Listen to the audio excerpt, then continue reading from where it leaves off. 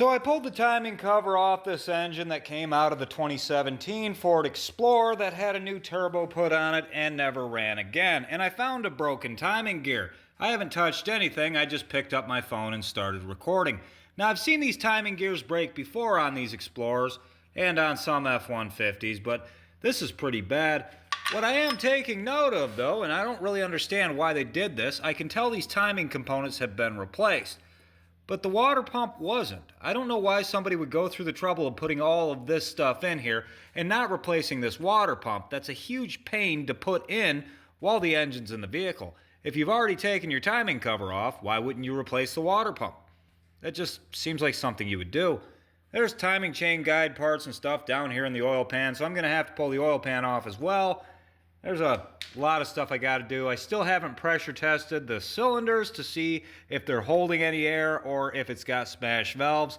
I'm sure it does though, just by the looks of this thing. Wow, that's a mess of silicone right there though. Man, glad that didn't end up someplace in the engine.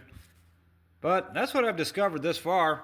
But I'm not blaming the last tech for this. Honestly, most of us have had to do this at least once. Dealerships and warranty companies make you do this kind of stuff all the time. They only want to replace the parts that are broken. They never want to service or update anything else while you're in there. I go through this a lot with Subaru head gaskets. They only want to buy a head gasket for the car, never any timing belts, chains, guides, or tensioners. Nothing like that.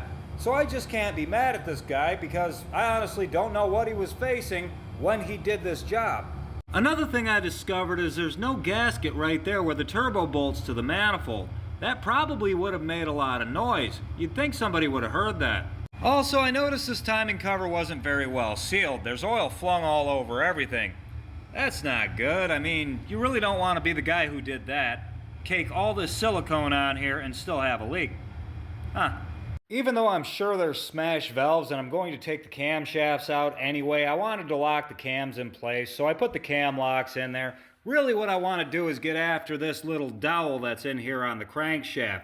Someone told me you can pull those out with a pair of vice grips. I've never had any luck, I've always had to drill those out. But I can get it from the Ford dealer and that one will have to be replaced, otherwise we're just going to run into the same thing again. Well, it kind of makes me a liar, but I can't complain. It did actually come out of there with a pair of pliers. You can see it was pretty wore out, and it got chewed up by the chain pretty good. That thing's junk. I'm going to call the Ford dealer. I'm sure they have most of this stuff on the shelf. I'll make another video when I get ready to pressure test those cylinders.